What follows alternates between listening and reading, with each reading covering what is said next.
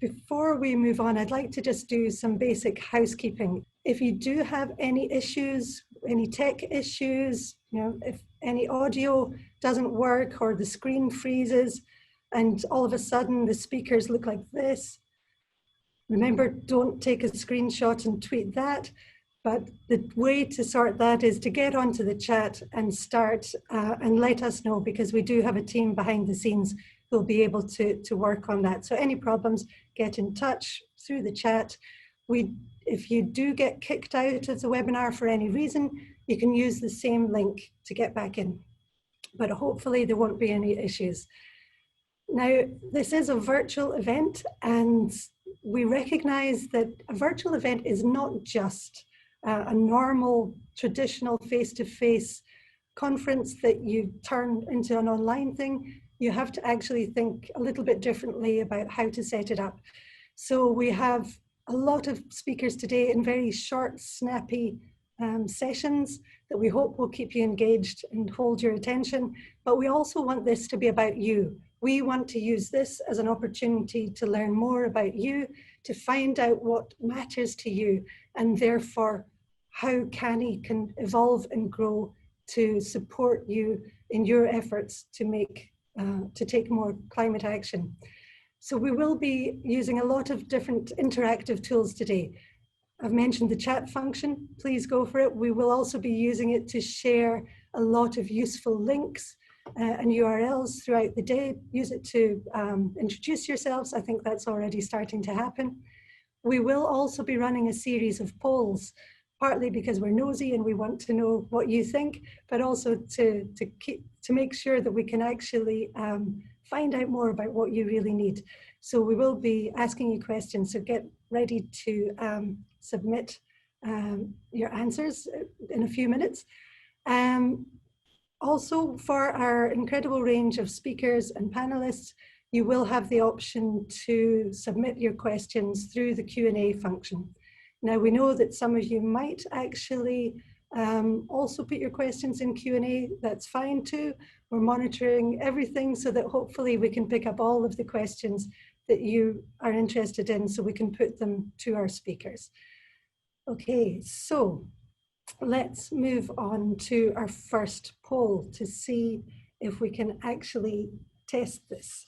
Okay, so our first question, if we can go to the first poll, is which aspects of climate action in international education interest you most? Now, just a reminder as well that we are recording this event, and you will be sent a link to the recording afterwards. So please feel free to come back and don't feel you have to take any notes during this, because the recording will be there for you. The polls do not get recorded, do not get captured in the recording, so we will be repeating the questions for the benefit of people watching later. So the poll in question is, which aspects of climate action in international education interest you most? And it's a multiple choice where you can choose a maximum of 3. And the possible options are reducing greenhouse gas emissions caused through student travel, reducing greenhouse gas emissions from international office operations, educating international students about climate change, incorporating climate issues into study abroad and short-term programming, using your purchasing power to influence behavior with suppliers and partners, and leadership and driving change in your workplace. Okay, so I think you've had enough time. We've got a lot of answers in now, so let's end the polling and see what our results are. Okay, fabulous, that's interesting. So I think from here we can see that we have a couple of clear winners. A lot of you, more than half of you, are very interested in ways to incorporate climate issues into study abroad. Many of you are also interested in reducing greenhouse gas emissions from student travel and from international office operations. And a large number are also interested in purchasing decisions and educating international students about climate change. So that's fabulous. That's very useful. And luckily we are covering all of those topics today. So that's good. We know that the polling is working. That is a good start. And we're very pleased to have that here, have this option. So there will be more polls coming, so please stay tuned. Now, we have a couple of other ways that people can interact with the summit and with CANIE. So please do tweet and use social media. We have our own hashtag for today, CANIE Summit 2020. So do get tweeting. And just a reminder on some basic social media etiquette. If you are tweeting and capturing a screenshot of any of the speakers, do try to pick a good picture of them, you know. Think of it as if you were taking your own selfie. Just a wee request. Thank you. Also, we have set up a discussion forum on LinkedIn, and we'll be putting the link to that, the URL, in the chat. Now, we would really invite you to please join that group and also invite your connections to join that group, because this is an ongoing forum where we really want the conversation to continue beyond today. We've been able to pull together a program which has an incredible range of different speakers, some of whom are already working on these issues, and some who are simply looking at ways to incorporate climate action into their work. So we're sure that we haven't yet captured all the great work that's out there. So please do use the discussion forum. And I'd like now to thank our incredible sponsors, without whom we wouldn't have been able to get this event off the ground. So firstly, a huge thank you to the Climate Reality Project Australia and Pacific, who teamed up with the Lord Mayor's Charitable Foundation in Melbourne to offer a series of climate action collaborative grants. And that's what got this event off the ground. Following which, we also are delighted to have been able to bring in Education New Zealand and the University of Auckland as event sponsors. And we have so many other event partners who have really helped us promote the event, and with other bits of support, such as organizing student videos or developing our logos. A huge thank you to Swinburne University of Technology, from whose campus I'm broadcasting today, to the International Education Association of Australia, to Edukudu, to CAPSI in Canada, and to Austrade, AIEC, Settled Services. There are so many organizations that have given us support. So we will be spending some time at the end to have a more detailed thank you and credit section, where we can say a huge thank you to everybody. But now I want to get to the main meat of the day, and I'd like to mention our program. So we have got, as I said, a range of speakers, and I'm delighted that we've been able to bring together people from the international education sector and people who are experts in sustainability and climate change action. And this is not necessarily a group that regularly mixes. So I'm delighted to have such an eclectic blend of people here today, and I fully expect that great things will come out of that. So I'll move on now to just set the scene for how we've actually designed this program. So we designed it to mirror a kind of possible framework for climate action, which follows a few different steps. And the first one is simply acknowledging the problem, acknowledging that we in international education contribute to greenhouse gas emissions through some of our operating models. And then looking at ways that we can reduce or eliminate those emissions wherever possible. So that could be by virtual recruitment, or a greater emphasis on transnational education, digital marketing, virtual study abroad, and internationalization at home, for example. A second prong of our proposed framework for climate action is to think about the ways that we can use our global connections, our reach, and our purchasing power to influence the people that we engage with, be that our institutional partners around the world or our recruitment agents we work with, and of course, advocating for change within our own organizations, institutions, and workplaces. Last but not least, of course, we come to students themselves, international students and globally mobile students from our own home countries. And there are so many ways in which we could incorporate climate action and sustainability and climate action literacy into the ways that we do study abroad, that we think about employability initiatives, for example. And so we've tried to cover off some of these different approaches throughout the content today. And last but not least, we will be wrapping up with a leadership panel where we've asked some of the foremost thinkers and leaders in our field to put their considerable brain power to the task of imagining what a more sustainable international education sector might look like in future. So an incredible range of speakers that we have for you today, and I'd now like to hand over, introduce our first speaker, who is our keynote speaker, Professor Robin Shields, who is Professor of Education at the University of Bristol in the UK, who has done some really groundbreaking research into the emissions associated with international student mobility. Thank you. Hello, my name is Robin Shields, and I'm a Professor of Education at the University of Bristol. Even though we're separated by time and by distance, I'm very excited to be speaking with you today, and I'd like to thank the conference organisers for making that possible. I'd welcome your thoughts and feedback via Twitter at Robin Shields, or through other conversations that happen in the course of the conference. My title today is Between a Rock and a Hard Place, Finding a Way Forward for International Higher Education. By this title, I mean that higher education is facing two sets of difficult challenges in terms of internationalization. The first is that current models of internationalization are not sustainable. And I mean sustainability here in a broad sense, encapsulating many kinds of sustainability. The first is in relation to climate change.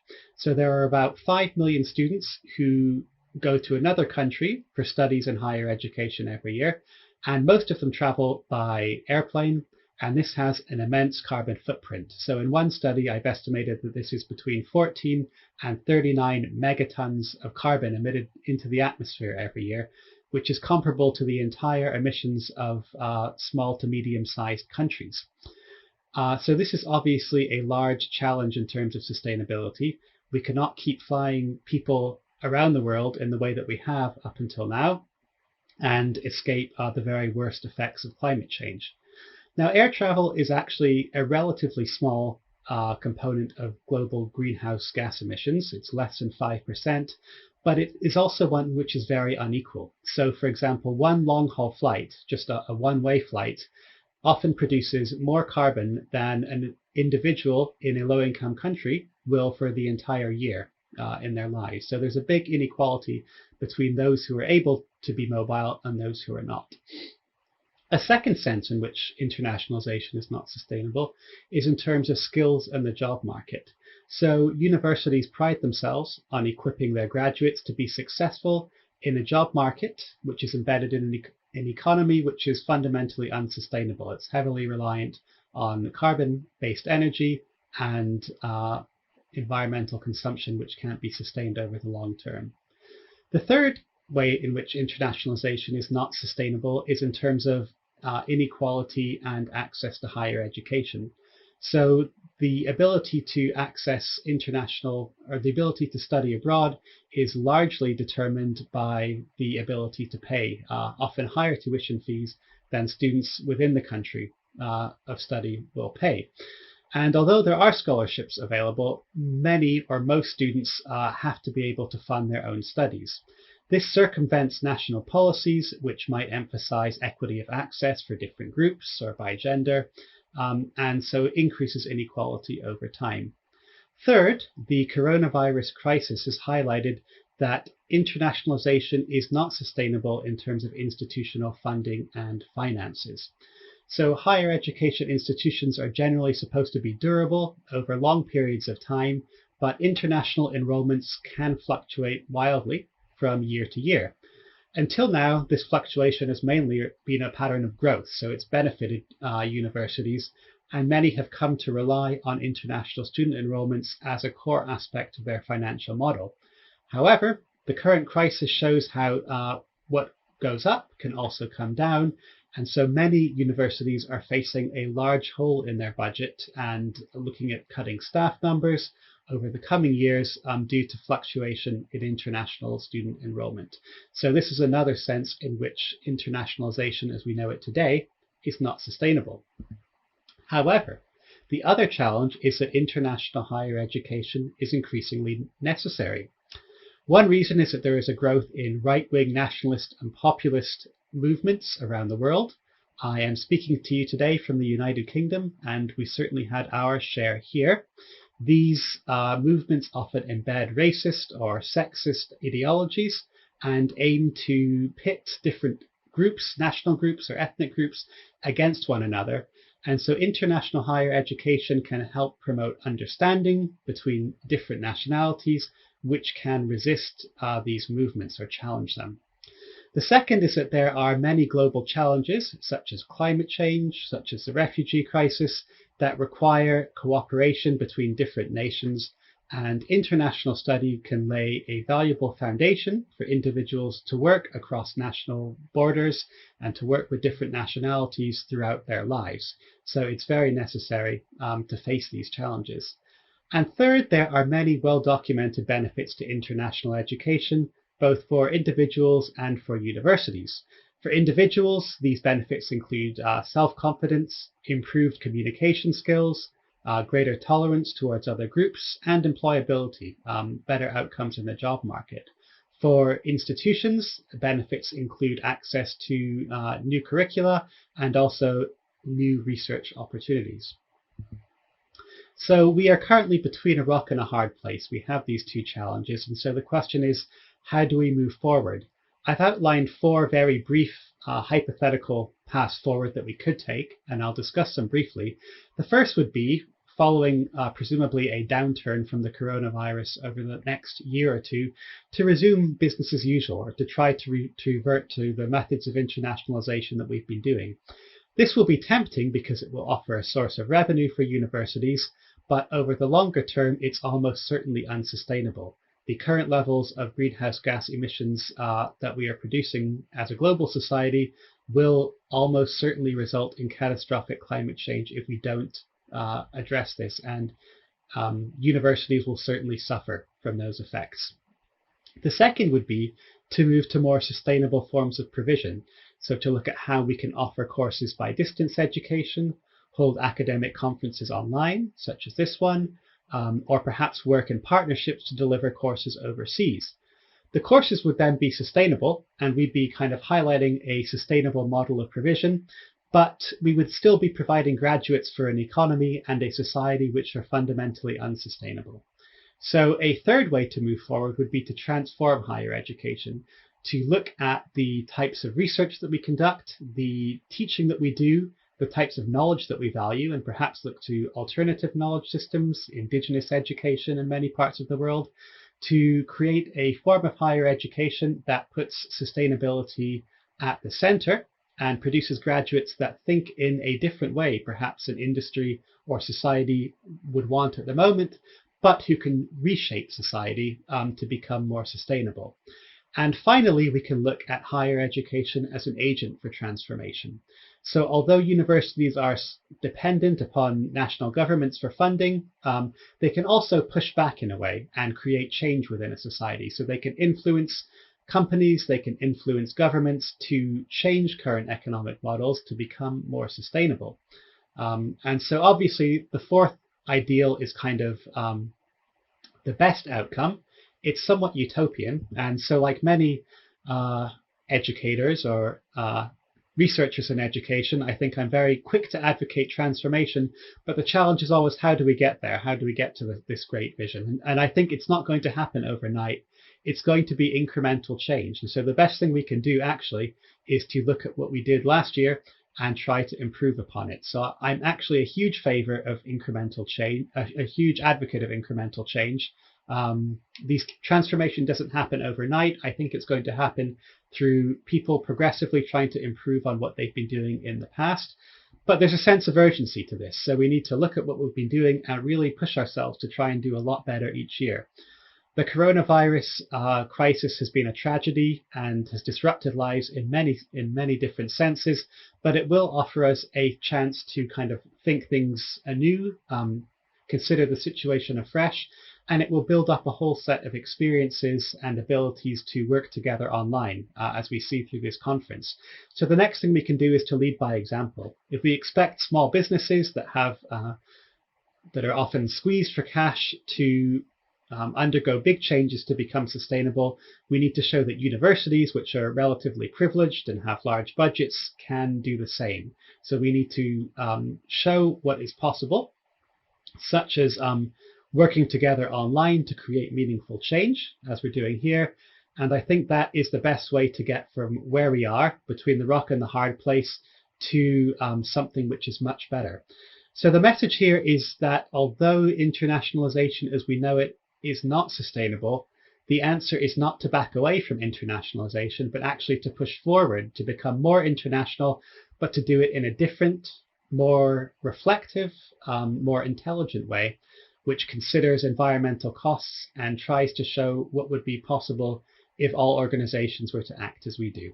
So thank you very much for your time and attention. I look forward to hearing your thoughts, either online or in discussions that follow. So that was a fantastic overview from Robin Shields, and I'm very grateful to him for taking the time to prepare that video for us. That wasn't actually live. However, Robin will be joining the Americas session later today live on the leadership panel. So if you are an insomniac, excuse me, and would like to tune into that one too, you will be able to listen to more of Robin's live insights there. But please also do feel free, if you have any questions that you would like to be put to Robin, put them through to us here in the chat, and we will try and make sure that they can be considered as part of the conversation on the leadership panel in the Americas session tonight too. It was wonderful there to hear Robin reinforce the benefits of international education and the need that is even more pressing now than ever to have global citizens.